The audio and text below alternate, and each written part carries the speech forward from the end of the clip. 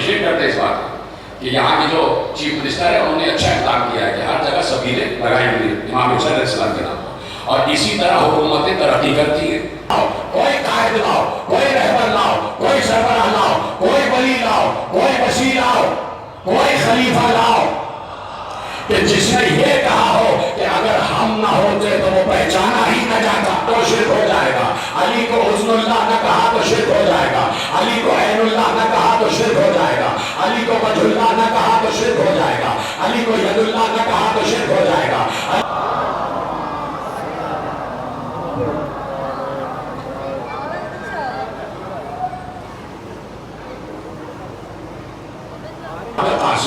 اے میرے مولا قاسم، اے حضرت قاسم، آپ 4 برس کے یتیم ہوئے تو آپ کو کسی نے تماچے تو نہیں مارے؟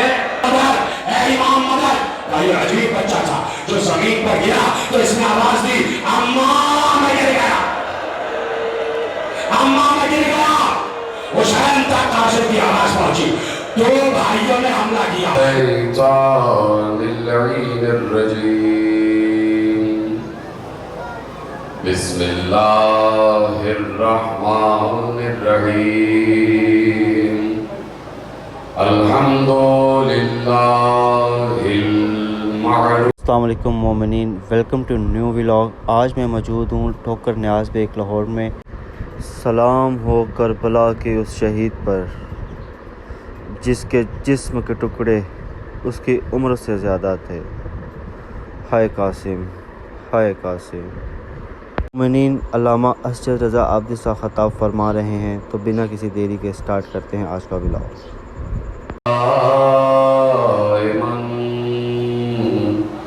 اذ لا سماء ذات ابراج ولا لیل داج ولا بحر ساجن ولا ارض ذات مہاد ولا خلق ذو اعتماد والصلاة والسلام والتحية والإكرام على نبي الرحمة وخازن المغفرة وقائد الخير والبركة ومنقذ العباد من الهلكة سيدنا ومولانا أبي القاسم محمد، اللهم صل على محمد وأهل بيته الطيبين الطاهرين المعصومين المظلومين المنتخبين المنتجبين الذين أذهب الله عنهم الرجس وطهرهم تطهيرا۔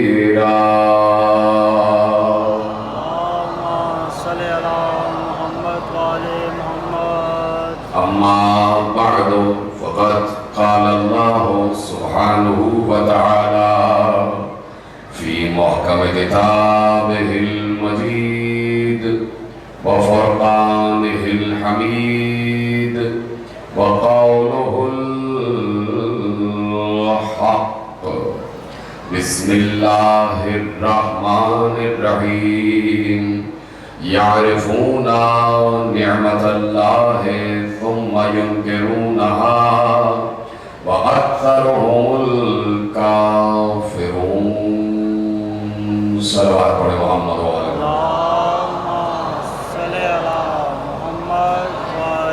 محمد۔ پروردگار عالم کا اس امر پر شکر عظیم ہے کہ اس نے ہمیں وہ عقیدہ اور وہ علم عطا فرمایا ہے کہ جہاں ہم 1400 برس سے اسلام و ایمان کے ہر مسلک سے آنکھوں سے آنکھیں ملا کر یہ بات کہنے میں حق بجانب ہے کہ ہم اس فکر سے تعلق رکھتے ہیں کہ جہاں علی نے بتایا کہ اللہ کیا ہے اور اللہ نے بتایا کہ علی کیا ہے، جہاں علی نے بتایا کہ اللہ کیا ہے اور اللہ نے بتایا کہ علی کیا ہے، جملہ آپ نے محفوظ کیا، آپ کا بہت شکریہ۔ لیکن اب میں جملہ اور آگے بڑھا رہا ہوں۔ میں نے کہا کہ ہم اس مسلک، اس فکر اور اس علم اور اس عقیدے سے اور اس مشاہدے سے تعلق رکھتے ہیں کہ جہاں علی نے بتایا کہ اللہ کیا ہے اور جہاں اللہ نے بتایا کہ علی کیا ہے، تو اب جملہ میں پلٹ رہا ہوں اس لیے کہ میں بار بار عرض کر رہا ہوں کہ اللہ کے کئی نام ہیں اور وہ سارے اسماء حسنی ہیں۔ اللہ رحمان بھی ہے، اللہ رحیم بھی ہے، اللہ کریم بھی ہے، اللہ ستار بھی ہے، اللہ غفار بھی ہے، اللہ جبار بھی ہے، اللہ قہار بھی ہے، اللہ صبور بھی ہے، اللہ غفور بھی ہے، اللہ شکور بھی ہے، اللہ لطیف بھی ہے، اللہ خبیر بھی ہے، اللہ سمیع بھی ہے، اللہ بصیر بھی ہے، اللہ قدوس بھی ہے، اللہ سلام بھی ہے، اللہ تواب بھی ہے، اللہ رؤوف بھی ہے، اللہ مومن بھی ہے، اللہ مہیمن بھی ہے، اللہ عزیز بھی ہے، اللہ جبار بھی ہے، اللہ متکبر بھی ہے، اللہ ولی بھی ہے اور اللہ علی بھی ہے۔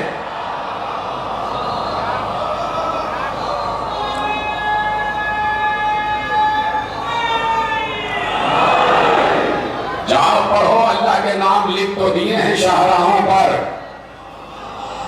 موٹر ویز پر ہر جگہ اللہ کے نام لکھ تو دیے ہیں، انہی میں ایک نام ہے العلیو۔ العلیو، علی بھی اللہ کا نام ہے، علی بھی اللہ کا نام ہے۔ سب کو پتا ہے، یقیناً آپ نے جملہ محفوظ کیا، اللہ کا ایک نام ہے علی، اللہ کا ایک نام ہے علی، اللہ کا ایک نام ہے علی۔ میں نے جملہ پہلا کہا کہ ہم اس فکر سے تعلق رکھتے ہیں کہ جہاں علی نے بتایا کہ اللہ کون ہے اور جہاں اللہ نے بتایا کہ علی کون ہے۔ اب جب اللہ کا نام بھی علی ہے اور ابو طالب کے بیٹے کا نام بھی علی ہے تو جملہ پلٹ رہا ہوں کہ ہم اس مسلک سے تعلق رکھتے ہیں کہ جہاں علی نے بتایا کہ علی کون ہے، جہاں اس علی نے بتایا کہ یہ علی کون ہے اور جہاں اس علی نے بتایا کہ وہ علی کون ہے۔ اس لیے یہ کائنات سفر ہے علی سے علی تک۔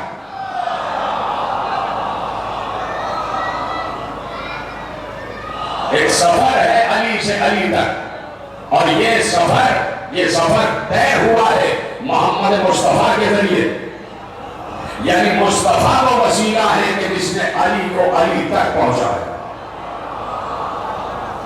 اور اس علی کو اس علی سے مخلوقات سے ملاتا رہا، اس کائنات کو آگے بڑھاتا رہا۔ یہ نام ہے کہ جہاں اللہ نے علی کا تعارف کرایا اور علی نے اللہ کو پہچان پایا، اور اس لیے صرف آل محمد سے کیا تاریخ پڑھو جا کے 1400 برس کی تاریخ آپ کی نگاہ میں ہے، مشاہدہ ہے، مطالعہ ہے اور آپ کی سماعتیں ہیں۔ نہ معلوم کتنی سینکڑوں آپ نے تقاریر سنی ہے، کن کن علماء کو سنا ہے، کن کن خطباء کو سنا ہے، فلسفہ بھی آپ نے پڑھا ہوگا اور ساری چیزیں پڑھی ہوں گی، سوانح بھی پڑھی ہے، سیرت بھی پڑھی ہے، سیرت رسول سے ہٹ کر بات کر رہا ہوں، ان کی سوانح بھی پڑھی ہوگی، ان کی بھی پڑھی ہوگی، ان کی بھی پڑھی ہوگی، سب کی سوانح حیات پڑھی ہے آپ نے۔ کہیں آپ کسی بھی شخصیت کا سوائے علی کے اور آل علی کے اور محمد اور آل محمد سے ہٹ کر کسی کا بھی آپ کوئی جملہ نہیں دکھا سکتے کہ جس نے معرفت کی اس عظیم منزل پر جا کر بات کی ہو کہ جہاں منبر پر بیٹھ کر کہیں کونے میں حجرے میں نہیں، کسی غار میں نہیں،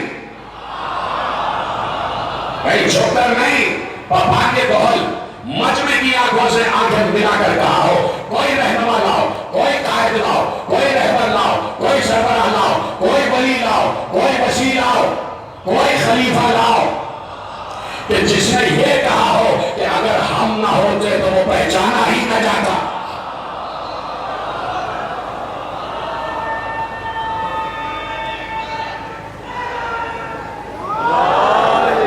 کہیں کسی نے یہ نہ کہا کہ اگر وہی بات کہ لولا ما عبد اللہ، اگر ہم نہ ہوتے تو تمہیں معلوم ہی نہیں ہوتا کہ نماز کیا ہے، روزہ کیا ہے، حج کیا ہے، زکات کیا ہے، جہاد کیا ہے۔ اس کی عبادت ہی نہ ہوتی، اس کی عبادت ہی نہ ہوتی۔ یہ جملہ کیا ہے، اس کی تشریح کیا ہے، اس کی تفسیر کیا ہے؟ لولا ما عبد اللہ۔ ہم جملہ پڑھتے ہیں اور اس کی تشریح ہم جانتے ہیں، لیکن بات چونکہ دیگر مراحل تک بھی پہنچ رہی ہے تو ان تک بھی تفسیر پہنچ جائے کہ جہاں آل محمد نے کہا کہ لولا ما عبد اللہ، اگر ہم نہ ہوتے اللہ کی عبادت ہی نہ ہوتی۔ اس کا مطلب کیا ہے؟ نوجوان دوستوں کے لیے عرض کر رہا ہوں، بچوں کے لیے عرض کر رہا ہوں، یہ جملے کا مطلب کیا ہے؟ اس میں کوئی شرک نہیں ہے، یہ جملہ کہنا شرک نہیں ہے، اس جملے پہ یقین نہ کرنا شرک ہے۔ ادھر ہے سلامت رکھ۔ اب میں اس کی تفسیر کروں گا، اس کی تشریح کرنے جا رہا ہوں۔ معصوم کا جملہ ہے کہ ہم نہ ہوتے تو اللہ کی عبادت نہ ہوتی۔ کم از کم اس بات پر گفتگو کی جائے کہ کہنا کیا چاہ رہے ہیں، بتانا کیا چاہ رہے ہیں کہ ہم نہ ہوتے تو معبود کی عبادت نہ ہوتی۔ تو اب دیکھیے، میں آپ کو سامنے کی مثال دیتا ہوں، سامنے کی مثال دیتا ہوں، اور اتنی آسان مثال ہے کہ آپ تک بات پہنچ جائے گی، اور میں شکر گزار ہوں آپ کی سماعت ہوگا کہ اگر آپ اپنے بیٹے سے کہتے ہیں کہ نماز پڑھو اور کہہ کے چلے گئے، پھر دوسرے دن آئے نماز پڑھو پھر کہہ کے چلے گئے، پھر تیسرے دن آئے نماز پڑھو پھر کہہ کے چلے گئے، چوتھے دن آئے تو بیٹا کہے گا کہ کیسے پڑھوں؟ جی سلامت ہے، بیٹا کہے گا کیسے پڑھوں؟ آپ کہہ کے چلے گئے، سکھائیے۔ یعنی باپ نے جب کہا کہ نماز پڑھو تو بیٹے کو چونکہ نماز پڑھنا نہیں آتی تھی تو اس کے ذہن میں شکل نماز واضح نہیں تھی کہ نماز کی چیز کا نام ہے، اس کو کیسے پتا چلے؟ اس لیے کہ نماز پڑھتے ہوئے انسان دکھائی دیتا، اور جب تک کوئی دکھائی نہ دے تو دوسرا اس سے سیکھ نہیں سکتا۔ یعنی نماز سکھانے کے لیے کسی کا دکھائی دینا ضروری ہے۔ اب باپ نے پڑھ کے بتایا کہ بیٹے اسے تکبیرۃ الاحرام کہتے ہیں، یہ رفع یدین کہلاتا ہے، ایسے ہاتھ کھولے جاتے ہیں، اس کے بعد ایسے تلاوت کی جاتی ہے، پھر ایسے رکوع کیا جاتا ہے، پھر ایسے سجدہ کیا جاتا ہے، پھر کھڑے ہو جاؤ اور پھر تلاوت کرو، اور پھر قنوت پڑھو، پھر رکوع کرو، پھر سجدے کرو، پھر تشہد، پھر سلام۔ یہ ہے نماز۔ بیٹے نے نماز سیکھی، اچھا اس کو کہتے ہیں کھڑے ہونا، قیام، رکوع، سجدہ، قیام، رکوع، سجدہ، قنوت، یہ نماز ہو گئی۔ اب سیکھ لی بیٹے نے، اب پڑھ رہا ہے۔ اب جس مصطفیٰ کو میں مانتا ہوں، جس مرتضیٰ کو میں مانتا ہوں، انہوں نے بتایا کہ اللہ نظر نہیں آتا۔ مثال واضح ہو گئی؟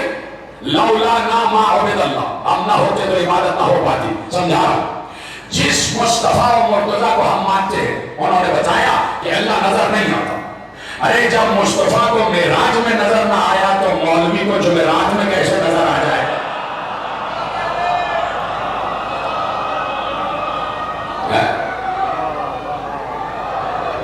جب مصطفیٰ کو معراج میں نظر نہ آیا تو مولوی کو جمعرات میں کیسے نظر آ جائے گا؟ بار بار کہتا ہے خدا دکھائی دے گا، دکھائی دے گا، دکھائی دے گا۔ میں یہ بھی بتا دوں گا جو دکھائی دے گا وہ ہوگا کون؟ جسے تم کہہ رہے ہو کہ دکھائی دے گا وہ ہے کون؟ اس کو بھی بتائیں گے۔ اب پہلی منزل ہے کہ جہاں صرف اللہ ہے اور کچھ نہیں۔ تصور کریں، وہ اس کو تو زمانہ بھی نہیں کہہ سکتے، اس لیے کہ جہاں اللہ تھا اس وقت زمانہ بھی نہیں تھا، اس وقت وقت بھی نہیں تھا۔ اب کیا تھا، کیسا تھا؟ تنہا تھا، واحد تھا، احد تھا، اکیلا تھا، کوئی بات کرنے والا نہیں، کوئی بات سننے والا نہیں، لیکن وہ ہماری طرح تنہائی سے اکتا جانے والا نہیں تھا، وہ تنہائی سے گھبرا جانے والا نہیں تھا، وہ اختلاج کا شکار ہو جانے والا نہیں تھا۔ اللہ ہے، اللہ، اللہ غنی ہے، غنی۔ اچھا چپ ہو گئے آپ؟ اللہ غنی ہے، جہاں لغت عرب سے پوچھو کہ غنی کا مطلب کیا ہے؟ غنی کا مطلب یہ نہیں کہ جس کے پاس مال و دولت ہو، غنی کا مطلب یہ ہے جسے کسی کی پرواہ ہی نہ ہو، جسے کسی کی پرواہ ہی نہ ہو، جو محتاج نہ ہو، جو کسی کی پرواہ نہ کرے، اسے غنی کہتے ہیں۔ اللہ غنی ہے، اللہ کو کسی مخلوق کی کوئی پرواہ نہیں ہے۔ تو اللہ نظر نہیں آتا، اکیلا، کچھ نہیں، اکیلا۔ نہ معلوم کتنا عرصہ گزرا کہ اس نے مصطفیٰ کو خلق کیا، مرتضیٰ کو خلق کیا۔ انا و علی من نور واحد، میں اور علی ایک ہی نور سے، ہو گئے؟ اب میں آپ سے ایک سوال کرتا ہوں، اور سوال کیا بلکہ آپ کے متوجہ کراتا ہوں ایک طرف، کہ لکھا یہ ہے کہ جیسے ہی مصطفیٰ و مرتضیٰ تخلیق کی منزل پر آئے، ظہور کی منزل پر آئے، تو مصطفیٰ و مرتضیٰ نے سجدہ کیا۔ کوئی ہے بات سمجھنے والا؟ سلامت رہے اگر بات آپ تک پہنچ گئی۔ جیسے ہی اول نور تخلیق کی منزل پر آیا، نور اول سجدے میں گرا، اس نے تسبیح شروع کی، تسبیحات شروع کی، یعنی تسبیحات کی ابتدا ہو رہی ہے، سجدے کی ابتدا ہو رہی ہے، رکوع کی ابتدا ہو رہی ہے، قیام کی ابتدا ہو رہی ہے۔ ایک عرصہ نور محمد قیام کے عالم میں رہا، ایک عرصہ نور محمد رکوع کے عالم میں رہا، ایک عرصہ نور محمد سجدے کے عالم میں رہا، اور کبھی قیام کے عالم میں تسبیح، کبھی رکوع کے عالم میں تسبیح، کبھی سجدے کے عالم میں تسبیح، تسبیحات ہوتی چلی جا رہی ہیں۔ قیام ہے، رکوع ہے، سجدہ ہے، قیام ہے، رکوع ہے، سجدہ ہے۔ میں صرف یہ پوچھنا چاہتا ہوں، اللہ کو دکھائی نہیں دیتا، یہ مصطفیٰ کو بتایا کس نے کہ قیام کیسے ہوتا ہے، رکوع کیسے ہوتا ہے، سجدہ کیسے ہوتا ہے؟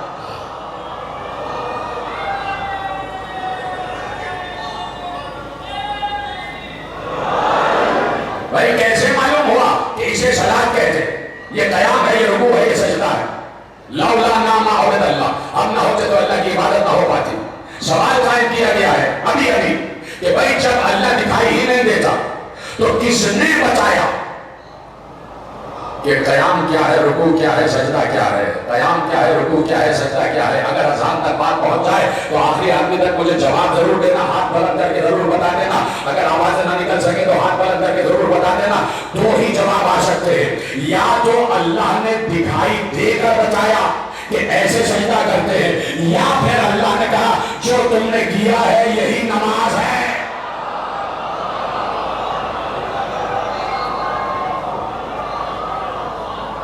یا تو اللہ ظاہر ہو گیا، مجسم ہو گیا، جو کہ محال ہے، اللہ مجسم ہو ہی نہیں سکتا۔ جو نظر آ جائے وہ اللہ نہیں، جو دکھائی دے وہ اللہ نہیں۔ اسی لیے علی کہہ رہے تھے مجھے دیکھ رہے ہو، میں دکھائی دے رہا ہوں، میں دکھائی دے رہا ہوں۔ جو دکھائی دے وہ اللہ نہیں، تو پھر کیا؟ اب آپ کے حوالے جملہ کرتا ہوں۔ دیکھیے جناب موسیٰ چلے، بڑی آسان بات کر رہا ہوں، ذرا سی بھائی آواز تیز کر تو بہت دبائی بھی آواز، آپ کھولیے آواز۔ جناب موسیٰ چلے، اور چلے تو زوجہ کے ساتھ چلے، اور ایسے میں سردی کی راتیں، حرارت کی ضرورت پڑی، آگ کی ضرورت پڑی۔ زوجہ سے کہا آپ یہاں بیٹھیے، میں حرارت آگ تلاش کر کے لاتا ہوں۔ آگے بڑھے، دیکھا ایک درخت سے آگ اگل رہی ہے، آگ لگی ہوئی ہے، آگ، درخت میں آگ لگی ہوئی، حرارت ہے۔ جناب موسیٰ نے کہا اچھا یہ آگ لگی، یہاں سے میں آگ لے کے حرارت کے لیے اپنی بیگم کے پاس چلا جاتا ہوں۔ جیسے قریب جانے لگے، اس درخت سے آواز آئی، یا موسیٰ انی انا ربک فاخلع نعلیک انک بالوادی المقدس طویٰ۔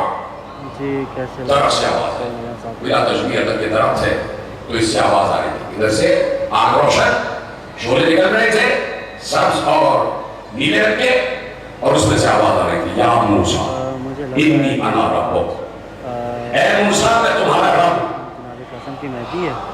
اے موسیٰ میں تمہارا رب۔ اور دیکھو تم وادی مقدس میں آ گئے، چپل باہر اتار کے آنا، فاخلع نعلیک انک بالوادی المقدس طویٰ، اپنی نالین باہر اتار کے آنا، تم وادی مقدس میں آ گئے۔ ابھی یہاں بھی کسی کے پاؤں میں چپل نہیں ہے، سلامت رہے آپ، قربان جاؤں آپ کی خاموشیوں کے کہ میں نے جملہ کہہ نہیں دیا اور خاموش رہے۔ اب یہاں پر بھی کسی کے پاؤں میں چپل نہیں ہے، اس لیے کہ ہم بھی وادی مقدس ہی پہ بیٹھے ہوئے ہیں۔ فاخلع نعلیک انک بالوادی المقدس طویٰ، موسیٰ نالین اتار کے آنا، تم وادی مقدس طویٰ میں آ چکے ہو، میں تمہارا رب ہوں۔ ایک اور مقام میں کہا انی انا اللہ، میں اللہ ہوں۔ تو میں پوچھنا چاہتا ہوں مولوی صاحب سے، مولوی صاحب سے میں ایک سوال پوچھنا چاہتا ہوں، کیا درخت اللہ تھا؟ یہ میرے سلامت رہے، سوال ہے مولوی صاحب سے کہ کیا درخت اللہ تھا یا موسیٰ کا رب تھا؟ اور یہ درخت کیا رب تھا درخت کیا اللہ تھا؟ نہیں. درخت کیسے اللہ ہو جائے گا؟ درخت کیسے رب ہو جائے گا؟ تو درخت یہ کیوں کہہ رہا ہے کہ میں تمہارا رب ہوں؟ درخت سے آواز آ رہی ہے میں تمہارا رب ہوں، میں تمہارا اللہ ہوں. تو ہونا کیا چاہیے تھا؟ اگر اللہ ہی بات کر رہا تھا جو کر رہا تھا، ایسی ہی بات ہے کہ اللہ بات کر رہا، تو کیا آواز آنی چاہیے تھی؟ اے موسیٰ میں اللہ درخت کے ذریعے سے کلام کر رہا ہوں. ادھر ہے پیچھے والے حضرات میرے ساتھ ہیں، ذرا سا ہاتھ بلند کر کے بتا دیں جزاک اللہ سلامت رہے. مجھے اطمینان ہو جاتا ہے کہ باتیں سب تک پہنچ رہی ہیں. درخت اللہ نہیں تھا تو درخت سے آواز آنی چاہیے تھی کہ اے موسیٰ میں تمہارا اللہ ہوں جو درخت کے ذریعے سے بات کر رہا ہوں. ایسا نہیں کہا. درخت سے آواز آ رہی تھی میں تمہارا رب ہوں، جبکہ درخت رب نہیں تھا، درخت اللہ نہیں تھا، درخت اللہ نہیں تھا، درخت اللہ نہیں تھا. تو پھر کیا تھا؟ آپ جواب دے رہا. درخت اللہ نہیں تھا، پھر کیا تھا؟ درخت اس وقت اللہ نہیں تھا، لسان اللہ تھا. کدھر ہے آپ؟ اللہ کی زبان بنا ہوا تھا. ابھی میں آپ سے بات کر رہا ہوں، آپ مجھ سے بات کر رہے ہیں. آپ سے بات نہیں کر رہا ہوں تو میں یہ نہیں کہہ رہا کہ میں اپنی زبان سے بات کر رہا ہوں. یہ میرا جملہ ہے، میری زبان سے بات ہو رہی ہے، یہ میرا جملہ ہے، میری زبان یہ کہہ رہی ہے، یہ میرا جملہ ہے، میری زبان یہ کہہ رہی ہے. بار بار میں کہتا نہیں ہوں کہ میری زبان کہہ رہی ہے. میں کہہ رہا ہوں تو اس کا مطلب ہے میری زبان کہہ رہی ہے، اور میری زبان کہہ رہی ہے تو اس کا مطلب ہے میں کہہ رہا ہوں. میں کہہ رہا ہوں تو میری زبان کہہ رہی ہے، اور میری زبان کہہ رہی ہے تو اس کا مطلب ہے میں کہہ رہا ہوں. مجھے بار بار بتانے کی ضرورت نہیں ہے کہ میری زبان ہل رہی ہے، میری زبان کہہ رہی ہے، میری زبان کہہ رہی ہے. تو اس وقت درخت اللہ نہیں تھا، لسان اللہ تھا، اور اللہ اس لسان کے ذریعے بات کر رہا تھا کہ اے موسیٰ میں تمہارا رب ہوں، اے موسیٰ میں تمہارا رب ہوں، اے موسیٰ میں تمہارا اللہ ہوں. تو اللہ یہی بتانا چاہتا ہے کہ میں نے یہ پوری کائنات بنائی، میں نے زمین کا فرش بچھایا، میں ہی آدم کی توبہ میں تھا، میں ہی نوح کی کشتی کو بچانے والا، میں ہی ابراہیم کی آگ کو گلزار بنانے والا، میں ہی موسیٰ کے لیے دریا میں رستہ بنانے والا، میں ہی عیسیٰ کو چوتھے آسمان پر لے جانے والا، میں نے ہی زمین کا فرش بچھایا، میں نے ہی آسمان کا شامیانہ تانا، میں نے ہی چشموں کو بہایا، میں نے ہی مردوں کو جلایا، میں ہی زندگی دیتا ہوں، میں ہی موت دیتا ہوں. میں نے زمین کو اس وقت ایسے دیکھا کہ جیسے دھوبی کپڑا دھو کے طے کر کے رکھ دیتا ہے. میں ہی چشمہ کو اگانے والا ہوں، میں ہی آگ کا لگانے والا ہوں، میں ہی دریا کا بنانے والا ہوں، میں ہی چشموں کا اگانے والا ہوں، میں ہی سماعتیں دینے والا ہوں، میں ہی بصارتیں دینے والا ہوں. اللہ یہ کہہ رہا تھا، لیکن فرق یہ تھا کہ اس وقت درخت کے ذریعے کہہ رہا تھا، منبر میں علی کے ذریعے کہہ رہا تھا.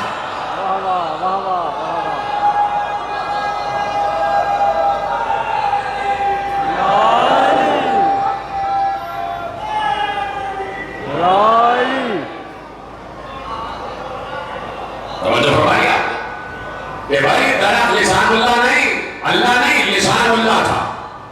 تو درخت لسان اللہ ہو جائے ملا کو قبول ہے. اور اگر علی کو کہہ دیا اللہ کی زبان تو شیر تو شیر تو شیر. اگر علی کو اللہ کی زبان نہ کہا تو شرک ہے. کہاں بیٹھے ہیں آپ؟ اگر علی کو لسان اللہ نہ کہا تو شرک ہو جائے گا، علی کو وجہ اللہ نہ کہا تو شرک ہو جائے گا، علی کو حسن اللہ نہ کہا تو شرک ہو جائے گا، علی کو عین اللہ نہ کہا تو شرک ہو جائے گا، علی کو وجہ اللہ نہ کہا تو شرک ہو جائے گا، علی کو ید اللہ نہ کہا تو شرک ہو جائے گا، علی کو جنب اللہ نہ کہا تو شرک ہو جائے گا. علی کی آنکھیں اللہ کی آنکھیں ماننی پڑیں گی، علی کی لسان اللہ کی زبان ماننی پڑے گی، علی کے ہاتھ اللہ کے ہاتھ ماننے پڑیں گے، علی کا چہرہ اللہ کا چہرہ ماننا پڑے گا. اگر نہ مانا تو پھر اللہ کے ہاتھ دکھانے پڑیں گے، اللہ کا چہرہ دکھانا پڑے گا.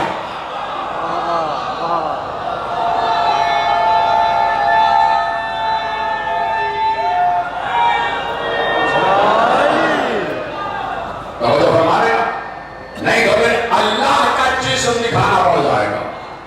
رکھے وہ اللہ نہیں، جو ہماری طرح کا جسم رکھے وہ اللہ نہیں.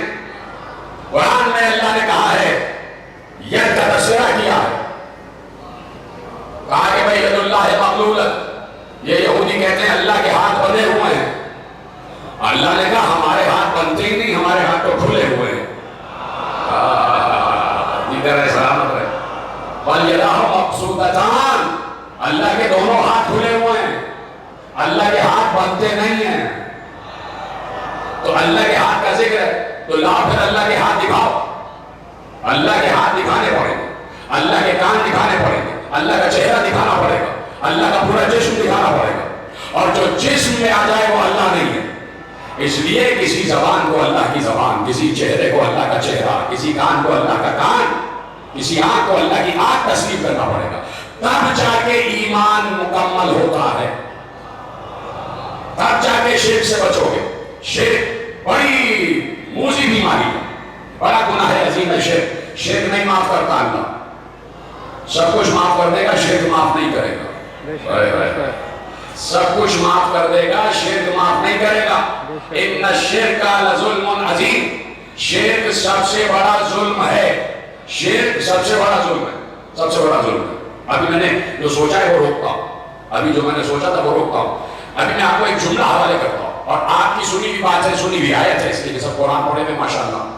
کہ ایک بار حضرت ابراہیم امتحان میں کامیاب ہو گئے، آدم محمد ابراہیم امتحان میں کامیاب ہو گئے، اور ہم نے کہا کہ ابراہیم ابن جعد للناس امامہ، ہم نے تمہیں انسانیت کا امام بنا دیا. اب وہ بات انعام مل گیا. جناب ابراہیم سرشار ہو کے بیٹھ جائیے، چپ ہو کے بیٹھ جائیے کہ بھائی ٹھیک ہے انعام مل گیا، امامت مل گئی. فوراً جناب ابراہیم نے کہا کیا یہ امامت میری ذریت میں جائے گی؟ کیا یہ امامت میری ذریت میں جائے گی، میری اولاد میں جائے گی، میری ذریت میں جائے گی، میری اولاد میں جائے گی؟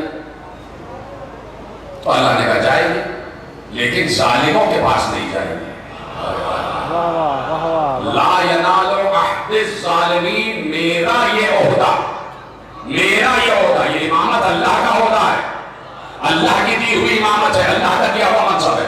لا ینال عہد الظالمین، میرا یہ عہدہ ظالموں کے پاس نہیں جائے گا، ظالموں کے پاس نہیں جائے گا. کہاں بیٹھے میں بات کر بھی چکا، آپ پیچھے رہ گئے. اللہ نے فیصلہ دے دیا کہ امامت ظالموں کے پاس نہیں جائے گی، امامت ظالموں کے پاس نہیں جائے گی. ابھی میں نے عرض کیا کہ ظالم کون ہوتا ہے؟ جو ظلم کرے، اور ظلم ہے شرک. تو جس نے لمحے بھر کے لیے بھی شرک کیا ہو وہ کبھی امام نہیں ہو سکتا. جس نے لمحے بھر کے لیے،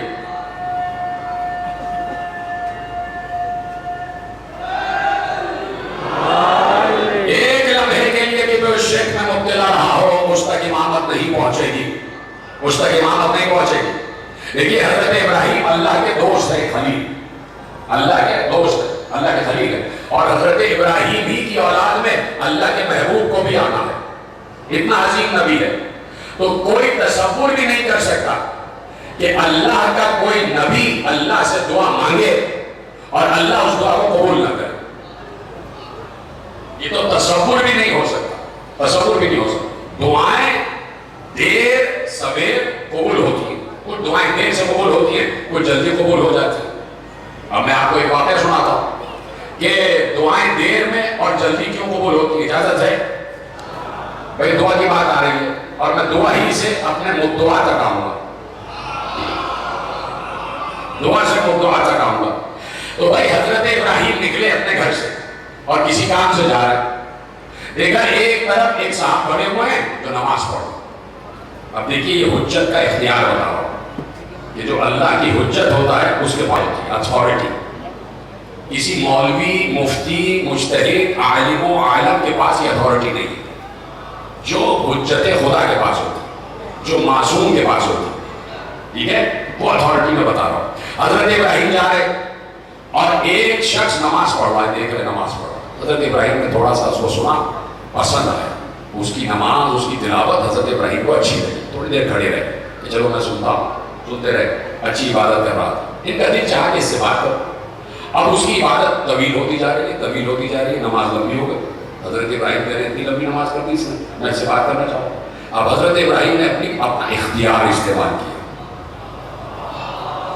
جو اختیار اللہ نے حضرت ابراہیم کو عطا کیا تھا، آتھورائز کر دیا تھا اللہ نے کہ تمہارا اختیار. اب حضرت ابراہیم نے اللہ کا دیا ہوا اختیار استعمال کیا. وہ نماز پڑھ رہا تھا، اللہ کی بارگاہ میں تھا. نماز میں انسان اللہ کی بارگاہ میں ہوتا ہے، انسان اور اللہ میں ون ٹو ون بات ہو رہی ہوتی ہے، براہ راست بات ہو رہی ہوتی ہے، ایک ایک دو بدو بات ہو رہی ہوتی ہے. اور اس وقت کسی کا مخل ہو جانا کسی کو پسند بھی نہیں ہوتا، لیکن حجت ہے، حجت ہادی ہے، امام ہے، خلیل ہے، اللہ کا دوست ہے. جب بہت دیر لمبی نماز ہو گئی تو حضرت ابراہیم آگے بڑھے، اس کے کاندھے پہ ایسے مار مار کے کہا نماز جلدی ختم کرو، مجھے تم سے کچھ بات کرنا ہے.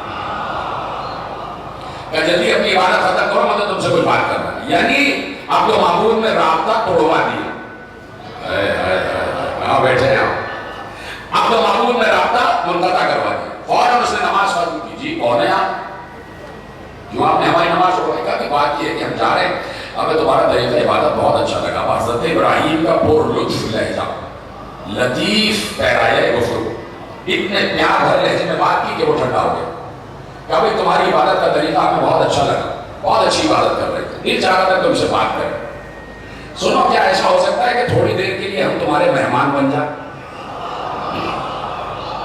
تھوڑی اب یہ حجت کی نگاہ بھی دیکھیے آپ کہ کیا دیکھ رہا ہے. حضرت ابراہیم نے اگر اب تو معبود میں رابطہ منقطع کروایا ہے تو معبود کے حکم سے ہی کروایا.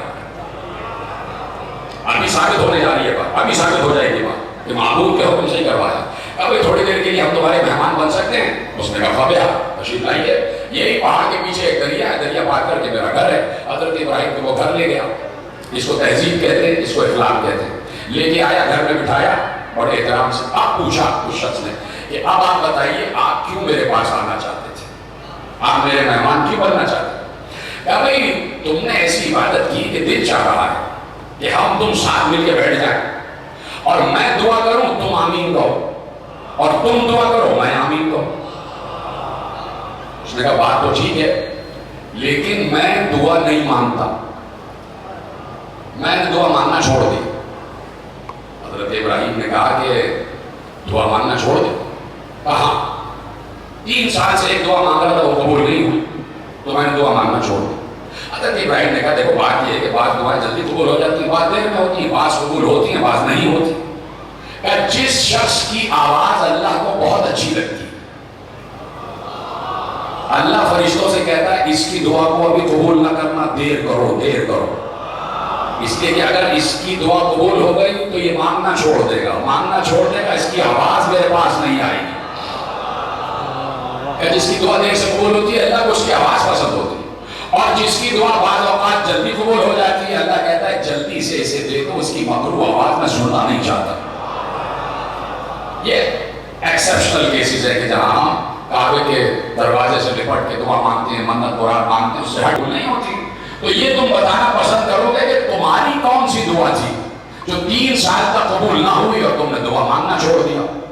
ایک بار کہا کہ وہ کہنے لگا کہ اسی مقام پر نماز پڑھ رہا تھا اور سامنے سے ایک خوبصورت جوان گزرا، 21-22 برس کا، بہترین اس کی حسین زلفیں، چوڑی پیشانی، روشن رخسار، گالوں پہ سبزہ آیا ہوا، بہترین قد، اور جب اس کی ہوا لہراتی تھی تو خوشبو آتی تھی، اور وہ کسی کے جانور چرا رہا تھا.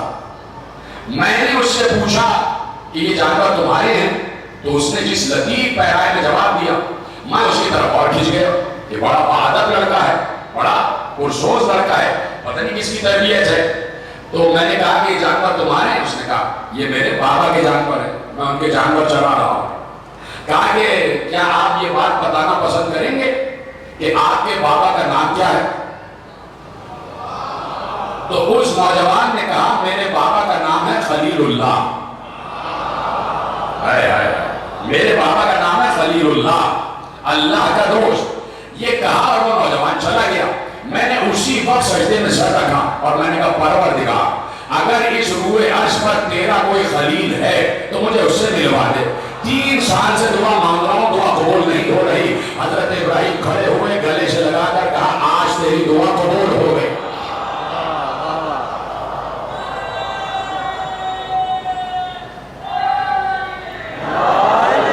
تو جب ابراہیم کے ذریعے دوسروں کی دعا قبول ہو رہی ہے تو حضرت ابراہیم کی دعا قبول ہوگی یا نہیں؟ بولیے اقرار کر. کوئی نبی بھی ایسا نہیں ہے کہ اللہ سے دعا کرے اور اس کی دعا قبول نہ ہو. آدم کی دعا قبول ہوئی جلد بھیا بدیر، 300 برس لگ گئے حضرت آدم کی دعا قبول ہونے میں. 300 برس تک حضرت حوا سے بچھڑے ہیں اور دعا کر رہے تھے معاف کر دے پروردگار، معاف کر دے معاف کر دے معاف کر دے. 300 برس گزر گئے، اللہ سنتا رہا. اس لیے کہ 300 برس اللہ کے یہاں کچھ ہے ہی نہیں. ہمارے 300 برس اس نے کچھ نہیں ہے، یوں گزر گئے 300 برس. اللہ نے کہا جبرائیل جاؤ ذرا آدم کو یاد دلاؤ، آدم کو یاد دلاؤ. کیا یاد دلاؤ؟ اگر آپ کی اجازت ہو تو آپ کو یاد دلا. دیکھیے یہ پیرانے پیر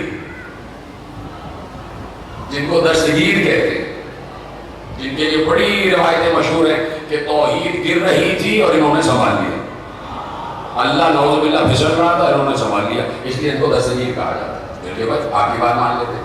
تو انہوں نے لکھا اپنی کتاب کے مقدمے میں کہ جناب آدم علیہ السلام، جناب آدم جیسی روح ہوگی حضرت آدم متحرک ہو گئے، بیٹھ گئے اور سب سجدے میں گر گئے سوائے ابلیس کے.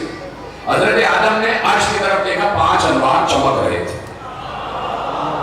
5 انوار جگمگ جگمگ کر رہے تھے. علامہ ہموینی نے بھی اس روایت کو لکھا ہے اور بھی کئی لوگوں نے لکھا.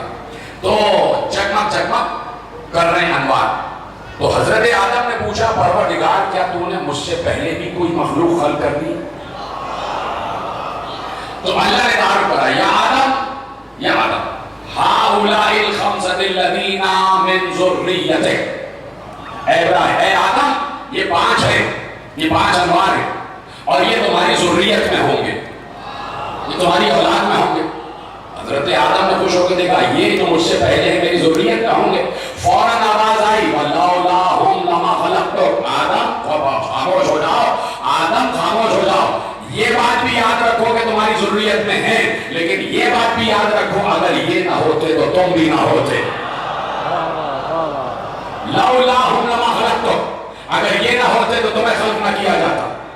اب اللہ نے کہا تھا اس وقت کی بات، اس وقت کہ یا آدم وَإِذَا لَكَ إِلَيَّ حَاجَةٌ فَتَوَسَّلْ بِهَؤُلَاءِ، اے آدم کیا کہا تھا میں نے؟ 300 برس گزر گئے، معاف کر دے، معاف کر دے، معاف کر دے.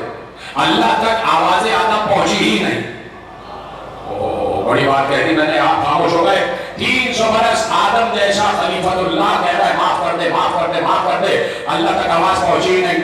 کیوں نہیں پہنچی؟ اس لیے کہ اب اللہ کہہ رہا ہے ذرا جا کے اے جبرائیل آدم کو کچھ یاد تو دلاؤ. کوئی یاد کیا دلایا؟ اس وقت جیسے ہی کہا کہ اگر یہ نہ ہوتے تو تم کو بھی خلق نہ کیا جاتا، فوراً اللہ نے کہا وَإِذَا لَكَ إِلَيَّ حَاجَةٌ فَتَوَسَّلْ بِهَؤُلَاءِ، اے آدم کبھی بھی زندگی میں اگر مجھ سے کچھ مانگنا چاہو تو ان کے وسیلے سے مانگنا.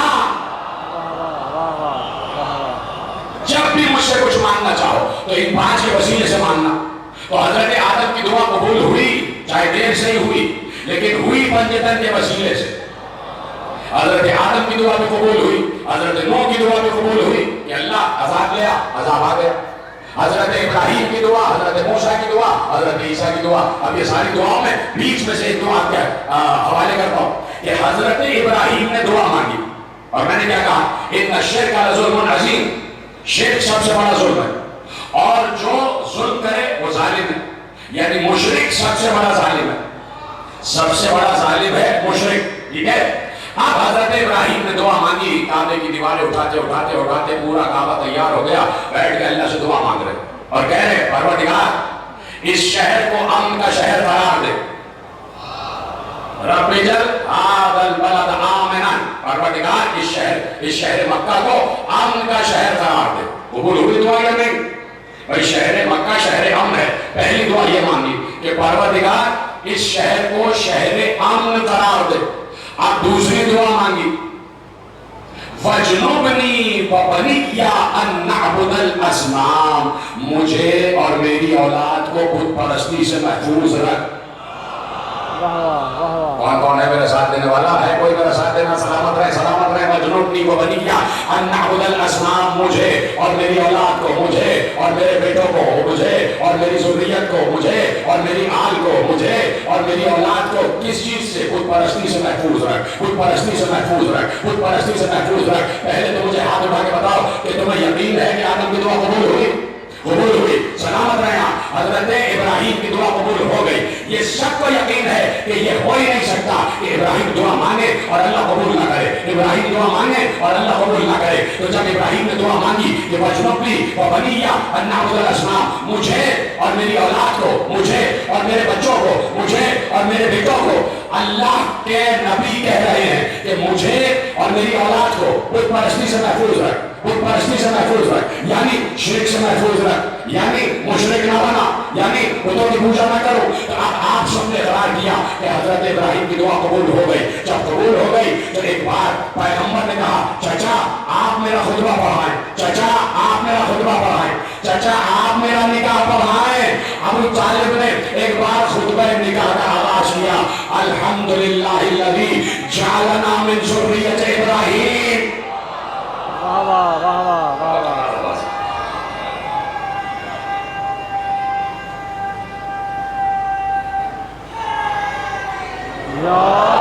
الحمدللہ الذی جعلنا من ذریۃ ابراہیم. حمد ہے اس اللہ کی جس نے ہمیں اولاد ابراہیم میں قرار دیا. جی میرے سلامت رہے نوجوان دوستوں کے ہاتھ طلب ہو رہے، خدا آپ کے ہاتھوں کو شاد و آباد رکھے. حضرت ابراہیم نے کہا، حضرت ابو طالب نے کہا کہ حمد ہے اس اللہ کی جس نے ہمیں اولاد ابراہیم میں، ذریت ابراہیم میں، ذریت ابراہیم میں. ابو طالب نے چھپ کے نکاح نہیں پڑھایا تھا. حضرت ابو طالب نے کہیں کسی کونے خدرے میں جا کے حجرے میں چھپ کے نکاح نہیں پڑھایا تھا. سارے صنادید قریش بیٹھے ہوئے تھے، سب بیٹھے ہوئے تھے اور سب کے ساتھ بابا کے دہن سب کے سامنے کہا الحمدللہ الذی جعلنا من ذریۃ ابراہیم وزرع اسماعیل. ہمیں ابراہیم کی اولاد میں، ابراہیم کی ذریت میں، ابراہیم کے شجرے میں قرار دیا. تو ابو طالب ابراہیم کا بیٹا ہے. یہ سلامت رہے.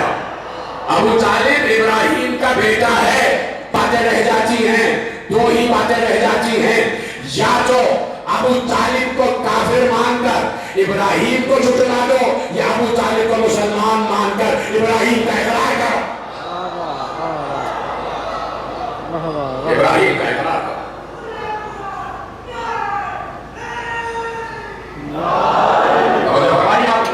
تو اتنی آسان نہیں ہے توحید سمجھنا، اتنا آسان نہیں ہے توحید سمجھنا. توحید سمجھنے کے لیے توحید کے مراحل سے گزرنا پڑتا ہے، دیکھنا پڑتا ہے کہ کون کون ہے جو توحید کو جلا بخشتا رہا.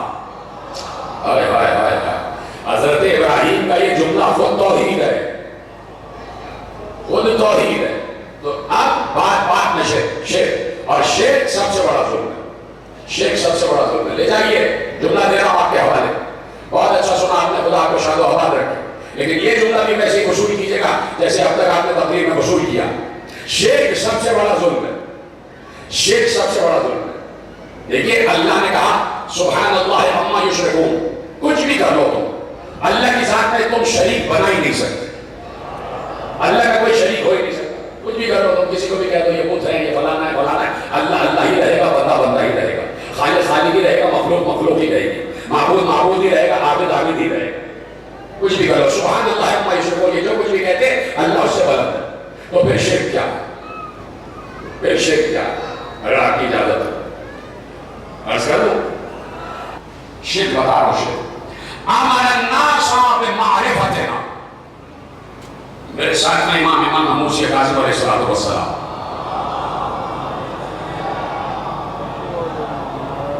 اس سے اچھا تو آپ دل میں پڑھ لیتے چپے چپے سے، درود ایسے تھوڑی پڑھا جاتا ہے. اللہم صلی علی محمد وعلی محمد. سلامت رہے آپ. کہا کہ امر الناس، ختم ہو رہی ہے بات، لیکن جملہ لے جائیے فضائل کے حوالے سے آخری جملہ. امر الناس بمعرفتنا، کہا انسانوں کو اللہ نے حکم دیا تھا کہ ہمیں پہچانو. ایسی آسانی سے سنا آپ نے جملہ. امر الناس بمعرفتنا، صرف مسلمانوں کو نہیں، انسانوں کو، اس لیے کہ امامت صرف مسلمانوں کے لیے نہیں ہے، انسانوں کے لیے ہے. تمام انسانیت کا امام بنایا گیا تھا حضرت ابراہیم کو. اب معصوم کہہ رہے امر الناس بمعرفتنا، انسانوں کو حکم دیا گیا کہ ہمیں پہچانو، ہماری معرفت حاصل کرو. وَرُدُّ إِلَيْنَا، اور اپنے تمام معاملات پر ہم سے رجوع کرو. اپنے تمام معاملات پر ہم سے رجوع کرو، ہم سے رجوع کرو. انسان وصلوا وشاہدوا فی انفسہم ان لا الہ الا اللہ، کہ اگر یہ نماز پڑھتے رہے, یہ روزہ رکھتے رہے, اور یہ گواہی دیتے رہے کہ لا الہ الا اللہ, لا الہ الا اللہ. وَجَعَلُوا فِي أَنفُسِكُمْ أَلَّا يَدُّوا إِلَيْنَا, یہ نمازیں پڑھ لیں, چاہے کتنی نمازیں پڑھ لیں, یہ چاہے کتنے ہی روزے رکھ لیں, یہ چاہے لا الہ الا اللہ کہتے رہے, لیکن اگر یہ اپنے معاملات میں ہم سے رجوع نہیں کریں گے, ہماری طرف نہیں آئیں گے, تو ان سے بڑا مشرک کوئی نہیں ہے. کانوں میں ذالک مشرکین, اس وجہ سے یہ مشرک کہلائیں گے. یعنی اپنے معاملات میں آل محمد کی طرف رجوع نہ کرنا شرک ہے. جو اس بات سے آپ کو کوئی اختلاف ہے جو آپ چپ بیٹھے ہوئے اس بات پر, ابھی میں قرآن کی آیت کی دلیل دے دیتا ہوں, قرآن کی آیت کی دلیل دے دیتا ہوں. اللہ نے ارشاد فرمایا کہ یہ اس وقت تک ایمان نہیں لا سکتے, اس وقت تک ایمان نہیں لا سکتے, حتیٰ فلا وربک لا یؤمنون. اللہ خود کہہ رہا فلا وربک, اللہ کہہ رہا, خود کہہ رہا نہیں نہیں, آپ کے رب کی قسم نہیں, لا یؤمنون, یہ مومن نہیں ہو سکتے. کب تک؟ حتیٰ یحکموک فیما شجر بینہم, جب تک یہ اپنے جھگڑوں میں آپ کو حکم نہ بنا لیں. کہ یہ اس وقت تک مومن نہیں ہو سکتے جب تک یہ اپنے اختلافات میں آپ کو حکم نہ بنا لیں, آپ سے فیصلہ نہ لیں. یعنی اگر اپنے معاملات میں آل محمد کو رجوع نہ کیا گیا تو یہ سب سے بڑا شرک ہے, اس کو کہتے ہیں شرک. ابھی بھی بات اگر نہیں پہنچی تو ایک اور بات, میرے پاس بھی بڑے زاویے ہیں خاموش لوگوں کی زبانوں کو کھلوانے کے لیے. ابھی تک جو نہیں بولے اب لیجئے, شرک کی ایک اور تعریف. پہلی تو یہ تعریف کر دی میں نے کہ جو آل محمد کی طرف رجوع نہ کرے وہ مشرک ہے, جو آل محمد کو راجع نہ بنائے وہ مشرک ہے, جس کا مرجع آل محمد نہ ہو وہ مشرک ہے. اب لے جائیے دوسرا زاویہ شرک کا, اور کتنا آسان زاویہ ہے کہ آپ سمجھ جائیں گے میں کہنے کیا جا رہا ہوں. شرک سب سے بڑا ظلم ہے اور مشرک سب سے بڑا ظالم ہے. دوسری شرک کی تعریف, اللہ کی رائے پر اپنی رائے کو فوقیت دینا, یہ شرک ہے. جدھر ہے سلامت رہے آپ, یہی میں توقع کر رہا تھا کہ سب میرا ساتھ دیں گے. اللہ کے حکم پر اپنی رائے کو فوقیت دینا, اللہ کے حکم پر کب تک بولوں بھائی سمجھ جاؤ نا, اللہ کا حکم کچھ اور ہو, اپنی رائے کچھ اور ہو. اللہ کا حکم تھا من کنت مولا ہو فہذا لی المولا.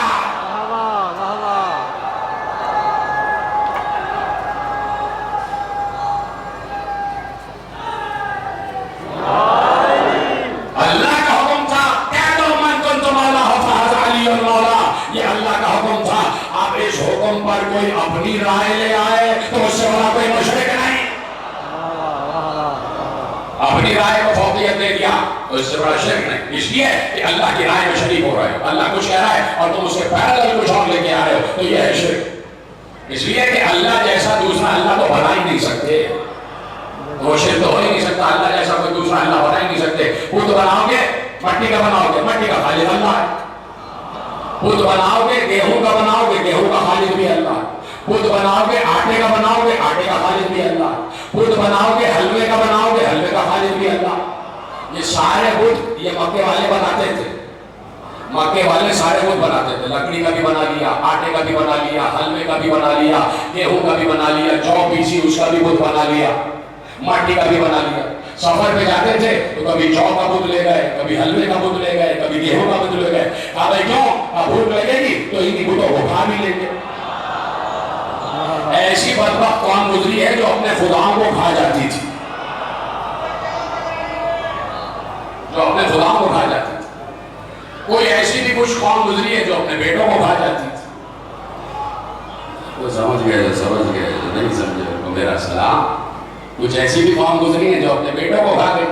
توجہ فرما رہے ہیں آپ, جتنے سلامت رہے بزرگ سمجھے, اور نوجوان اگر سمجھ جائیں تو برابر والے کو سمجھا دینا کہ میں کیا کہہ گیا.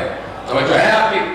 تو یہ گزرے ہیں یہ جہالت عرب والے, کہ جہاں اپنے خداؤں کو کھا گئے, اپنے خداؤں کو کھا گئے. تو کسی چیز کو بھی اللہ کے مقابلے میں لایا نہیں جا سکتا, اس لیے کہ ہر شے اللہ کی مخلوق ہے. تو شرک کی اس تعریف پر پلٹنا پڑے گا کہ اللہ کے حکم پر اپنی رائے کو فوقیت دینا, یہ ہے شرک. یعنی تم اللہ سے زیادہ جانتے ہو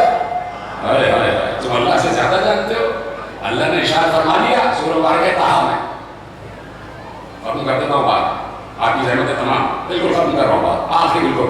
اب معاملہ ذہن میں آ گیا تو کہے تو نہیں گزروں گا کہ اللہ کے حکم پر اپنی رائے کو فوقیت دینا. ایک مقام پر اور بھی ہوا.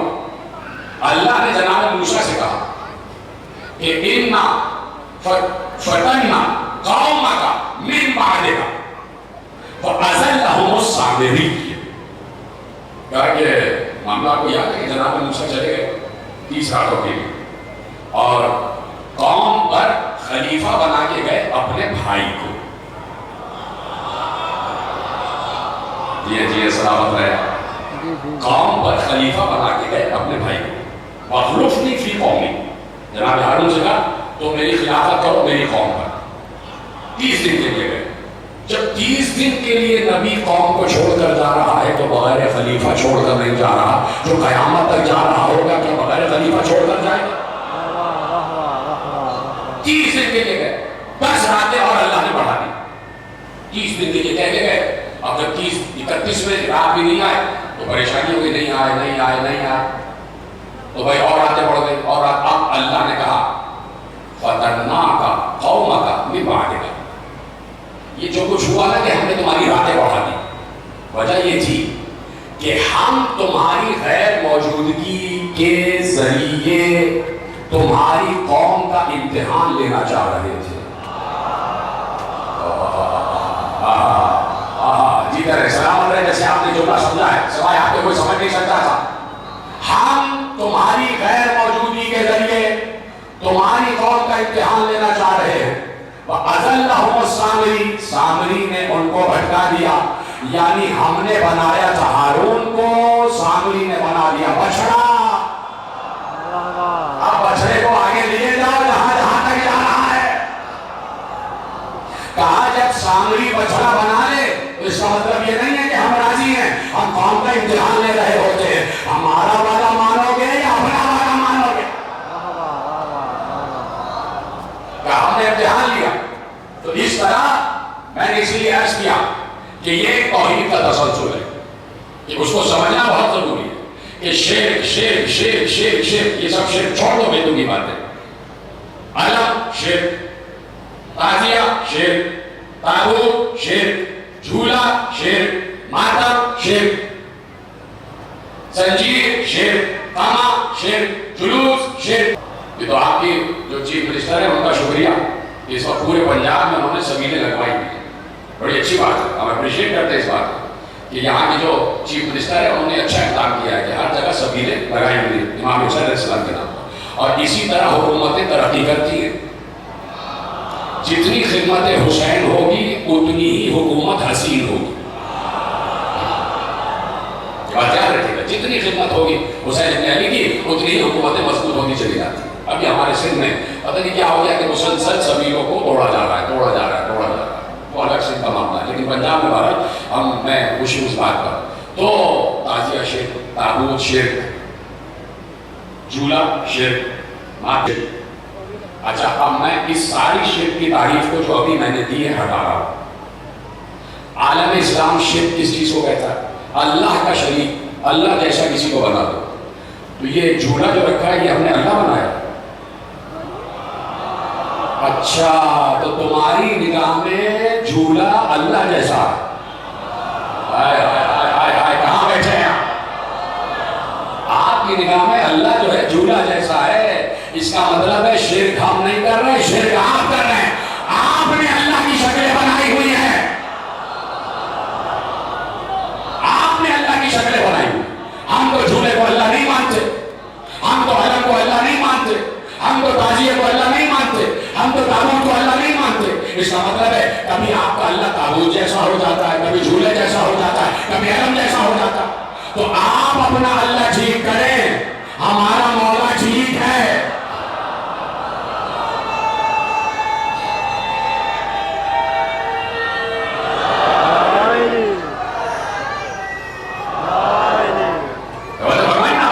تو بات بات پر شک نہیں ہوتا بھائی, بات بات پر شک نہیں ہوتا.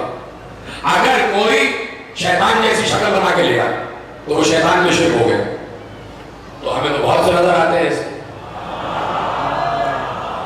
یہ جو شیطانی صورت ہوتے ہیں تو وہ شیطان کے مشرک ہیں. تو जिसको कभी तो मारो,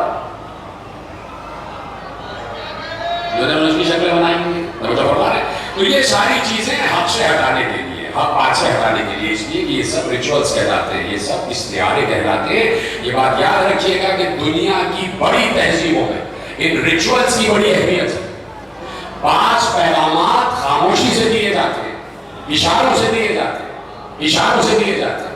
मुझे अच्छी तरह याद है, आज से 10 या 12 साल पहले भी गजा और ये वाला मामला हुआ था, और मुहर्रम ही में हुआ था।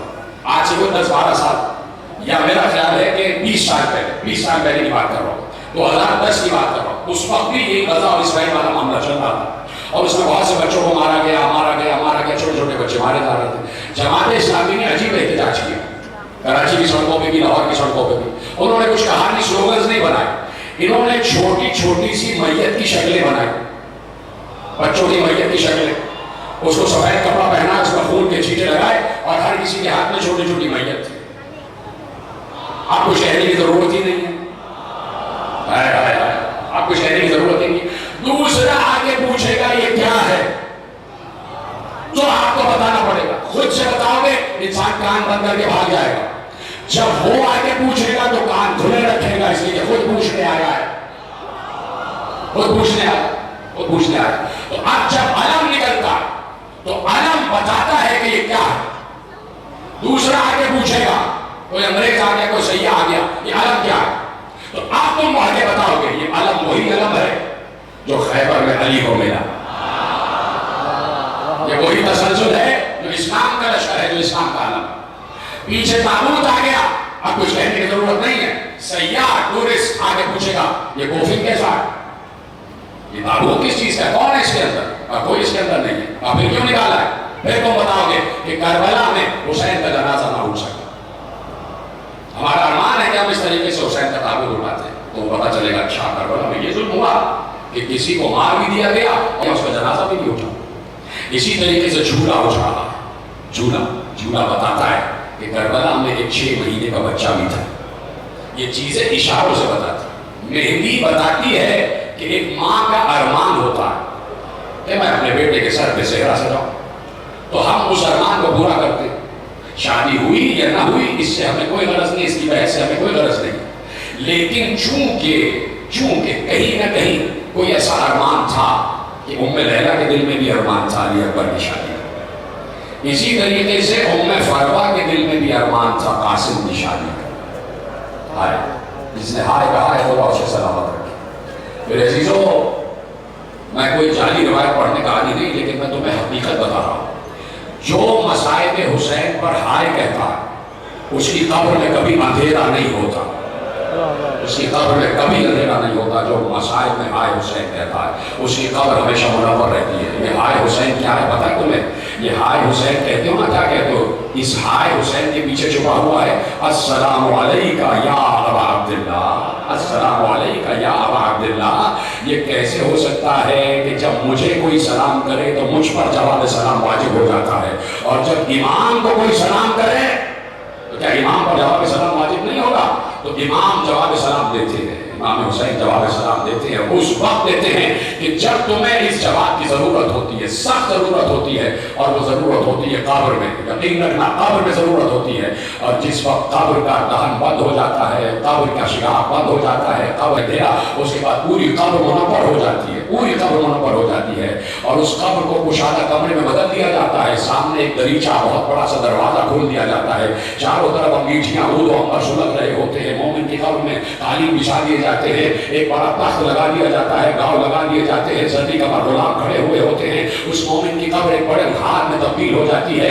वो मोमिन परेशान होता है कि मेरी कब्र इतनी कुशादा हो गई, किसी की सवारी आ रही है, किसी की सवारी आ रही है, कोई आने वाला है। ऐसे में फरिश्ते दरवाजा खोलते हैं, एक बुलंद कामत की हस्ती बरामद होती है, उनके दाएं बाएं 2 जवान होते हैं। ये मोमिन आगे बढ़ता है, कदम को चूम के कहता है आप कौन हैं जिनके आने से मेरी कब्र मुनव्वर हो गई? ये हस्ती उस मोमिन को उठाती है, सीने से लगा के कहते हैं पूरी जिंदगी मेरी जियारत की है, आज मैं तेरी जियारत के लिए आया।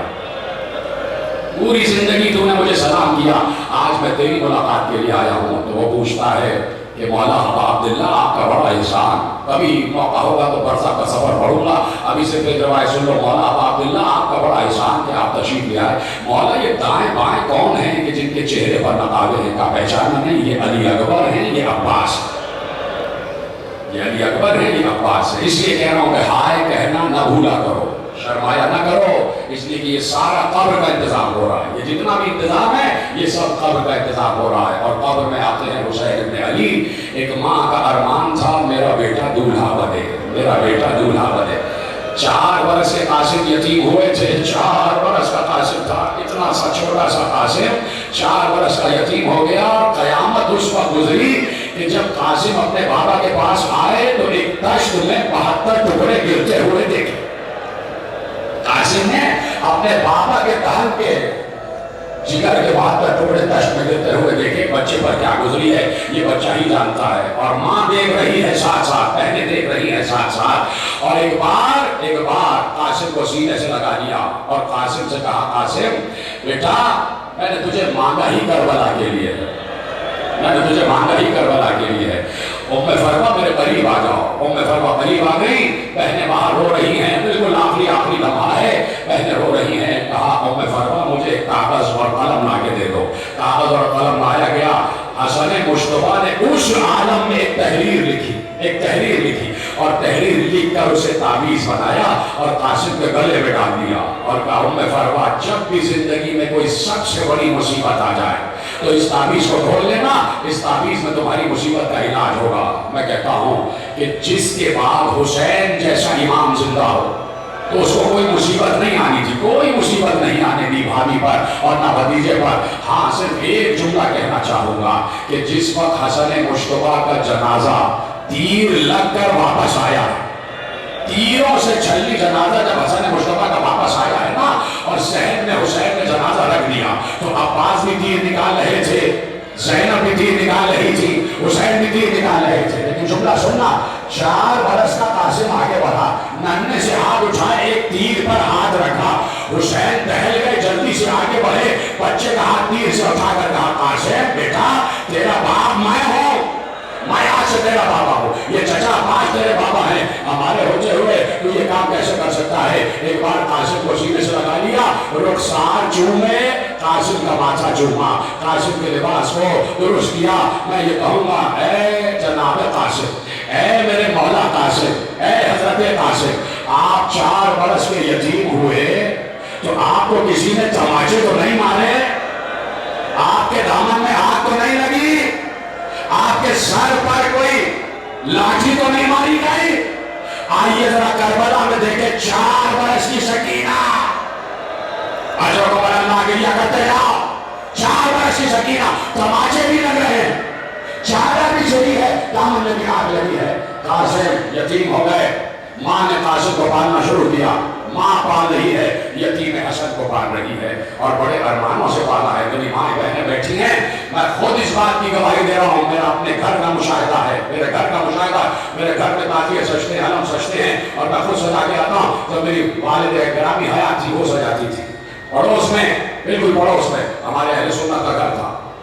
جب ہم اس گھر میں شفٹ ہوئے تو پڑوس میں اہل سنت کا گھر تھا، بات چیت ہو گئی، دوستی ہو گئی۔ ان کی والدہ نے اپنے بیٹے کے لیے کہا میری ماں سے کہ اس کی اولاد نہیں ہو رہی، 5-6 سال ہو گئے، اولاد نہیں ہوتی، دعا کرے۔ تو میری والدہ نے صرف یہی کہا تھا کہ 7 محرم کو مہندی برآمد ہوتی،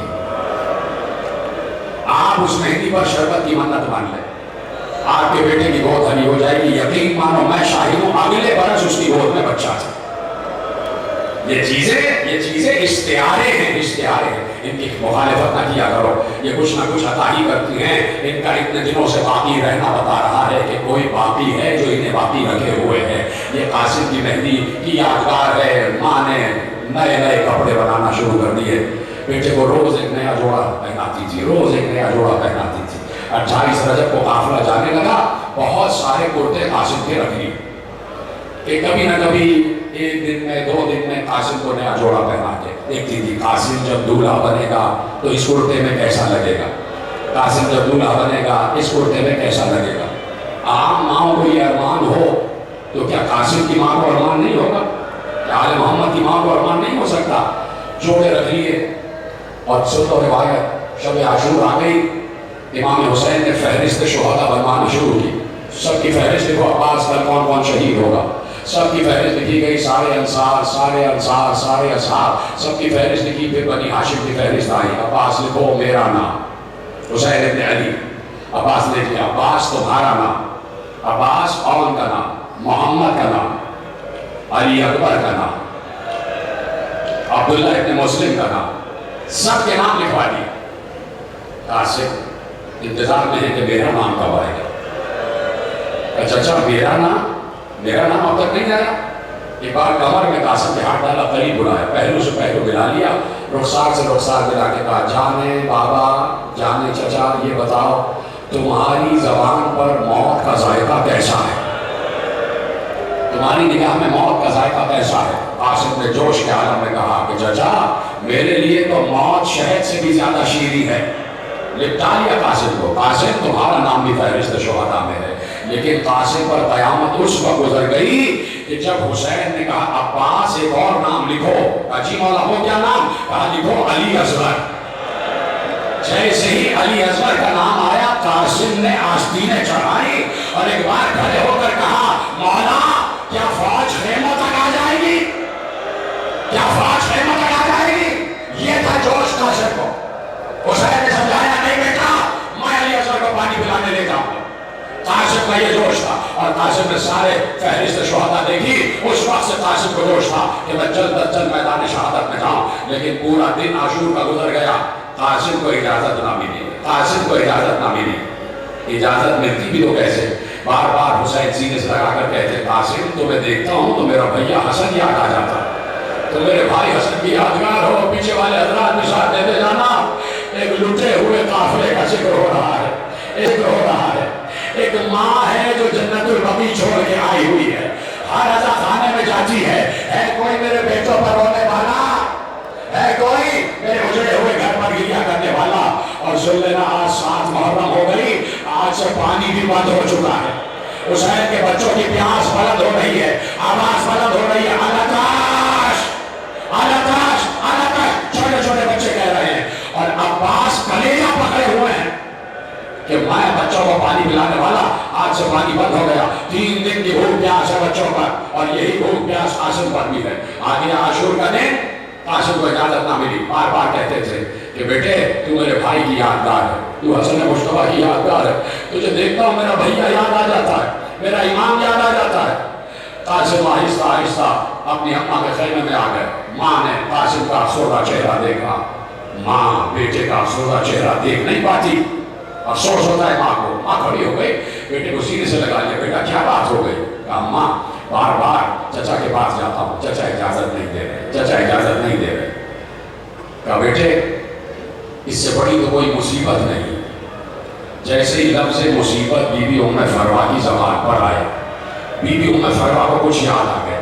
کہا قاسم ذرا اپنا گریبان کھولو. گریبان کھولا، وہاں سے ایک تعویذ نکالا. کہا قاسم 4 برس کے تھے تم جب تمہارے بابا نے تحریر لکھی تھی اور کہا تھا جب بھی کوئی مصیبت آئے یہ تحریر پڑھ لینا. آج کی مصیبت سے بڑی کوئی مصیبت نہیں ہے. بیٹا تجھے اجازت نہیں ملے، میری نگاہ میں سے بڑی کوئی مصیبت نہیں ہے. ایک بار تعویذ کو کھولا. جیسے ہی کھولا ام رباب نے ام فروا نے پڑھا. جیسے ہی ام فروا نے پڑھا آنسو بہنے لگے آنکھوں سے. اور ایک بار قاسم کو دیکھ کر کہا قاسم لو اجازت مل گئی. مجھے تمہاری آوازیں نہیں آ رہی، آوازیں نہیں آ رہی مجھے. قاسم لو اجازت مل گئی. ایک ہاتھ میں خط ہے، ایک ہاتھ میں قاسم کا ہاتھ لے کے چلی. حسین کے خیمے میں آ گئی. حسین بھابھی کے احترام میں کھڑے ہو گئے. ادب پوچھا بھابھی کیوں آئی؟ کہا اے میرے وقت کے امام میں کچھ کہنے نہیں آئی، میں کچھ لینے نہیں آئی. کیا آپ اس تحریر کو پہچانتے ہیں؟ حسین نے تحریر دیکھی، آنکھوں سے لگایا، سر پہ رکھا، رونے لگے اور رو کر کہا یہ میرے بھیا حسن کی تحریر ہے. اب حسین نے پڑھا، پڑھتے پڑھتے روتے جاتے تھے، روتے روتے پڑھتے جاتے تھے. لکھا تھا یہ تحریر ہے حسن ابن علی کی، حسین ابن علی کے نام. اے حسین جب کربلا میں قربانیوں کا دن آ جائے تو قاسم کو میری طرف سے، قاسم کو میری طرف سے قربان کر دینا. اے حسین اگر میں کربلا میں ہوتا تو میں تم پر جان قربان کر دیتا، لیکن مصلحت خدا یہ ہے کہ قاسم میرا نمائندہ بنے گا، قاسم کو جانے دینا.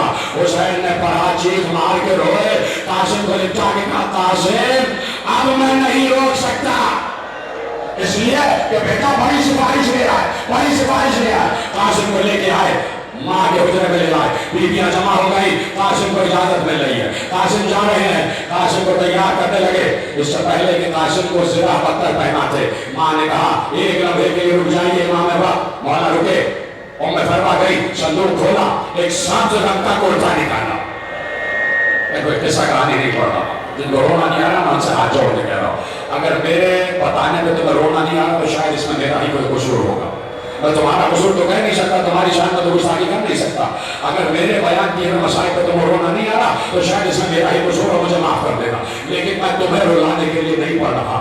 यहाँ फातिमा ज़हरा भी आई हुई है, यहाँ हसन मुश्तबा भी आए हुए हैं, यहाँ उम्मे फरमा भी आई हुई है, यहाँ बीबी ज़ैनब भी आई हुई है, नहीं यहाँ 4 वर्षीय सकीना भी आई हुई है, नहीं यहाँ मेरे वक्त का इमाम भी आया हुआ।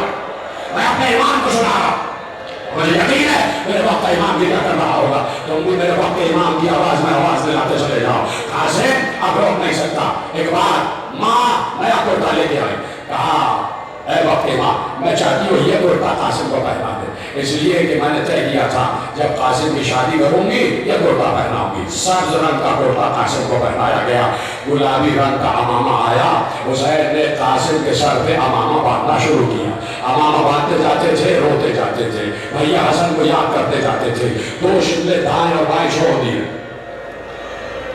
नजर झुका ले, अगर रोना नहीं आ रहा तो नजर झुका ले, ऐसे ना देखे मुझे, ये कोरोना नहीं आ रहा वो नजर झुका। आपसे कह रहा हूँ बेटा आप भी नजर झुका लें, इसलिए कि मसाइल का अदब ये है कि हाय जरूर कहो, ये अदब है मसाइल का, नहीं तो रोते नहीं तो मसाइल की बेअदबी हो जाती है। फिर जिंदगी में तुम्हें दुनिया पर रोना पड़ेगा, फिर हुसैन पे कभी रोना नहीं आएगा, ये याद रखना।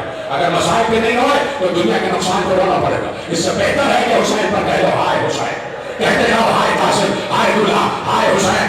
हुसैन ने 2 शिमले दाएं और बाएं छोड़ दिए। ज़ैनब ने आगे बढ़ के पूछा भैया सबके अमामे बांधे, ऐसे शिमले किसी के नहीं छोड़े। एक रौदा खान का जुमला है, एक इराक के रौदा खान का जुमला है। उसने कहा कि हुसैन ने जवाब दिया ये शिमले नहीं छोड़े हैं, ये मैंने कासिम को सेहरा पहनाया। आज भी इराक में सेहरे सजाए जाते। आज जाना कोई इराक में हो तो जहां जनाब कासिम का हुजरा है वहां इराकी औरतें सेहरे ले जाती है, सेहरे और मेहंदी के छापे लगाती है। ये सारी अज़ादारी इराक से यहाँ पहुंची है। कासिम को अपने सेहरा पहना दिया, कासिम को सेहरा पहना दिया। अब जरूर हाय करना वास्ता, इससे बड़ा वास्ता में कोई दे नहीं सकता। हुसैन आगे बढ़े, कासिम के गरीबान पे ऐसे हाथ रखा और गरीबान चाक कर दिया। कासिम के गरीबान को चाक कर दिया। क्या सुन रहा है? कासिम के गरीबान को चाक कर दिया। बीबियां ये देख के चीख मार के रोई, ज़ैनब चीख कर रो रही थी, भैया ये क्या किया, भैया ये क्या किया, बच्चे का गरीबान चाक कर दिया। हुसैन ने एक बार रो कर कहा ज़ैनब बहन आपको मालूम है ना कि चाक गरीबानी यतीमी की निशानी है। जिस बच्चे का गरीबान चाक होता है निशानी होती है कि बच्चा यतीम है। मैंने इसलिए कासिम का गरीबान चाक किया कि शायद किसी को रहम आ जाए, शायद किसी को रहम आ जाए। कासिम चले गए, खत्म हो गई बात। चारों तरफ से फौज ने हमला किया, सारे मनाहिल छोड़ दिए, सारी रिवायतें छोड़ दी, चारों तरफ से फौज ने हमला किया। बीच में जाने हसन, बीच में यतीमे हसन, कहीं से कुछ मारा जा रहा था, कहीं से कुछ मारा जा रहा था। कासिम चारों तरफ से दिफा कर रहे थे। किसी ने बुलंद घोड़े पर सवार होकर गुर्ज लहराया, गुर्ज कासिम के सर पे लगा। कासिम जमीन पर आए, घोड़े से नीचे गिरे। रानी कहता है अब तक जो शहीद गिरता था वो आवाज देता था या अब्दुल्ला मदद, ए चचा मदद, ए मामू मदद, ए इमाम मदद। ये अजीब बच्चा था जो जमीन पर गिरा तो इसने आवाज दी अम्मा मैं गिर गया, अम्मा मैं गिर गया। हुसैन तक कासिम की आवाज पहुंची। 2 भाइयों ने हमला किया, इधर से अब्बास ने, उधर से हुसैन ने, इधर से अब्बास ने, उधर से हुसैन ने। रानी कहता है इधर की फौज इधर, इधर की फौज इधर। मैंने कासिम की पसलियों के टूटने की आवाज सुनी। कासिम कह रहे थे चचा बचाइए, चचा बचाइए। जब हुसैन पहुंचे तो कासिम टुकड़ों में तकसीम हो चुका था।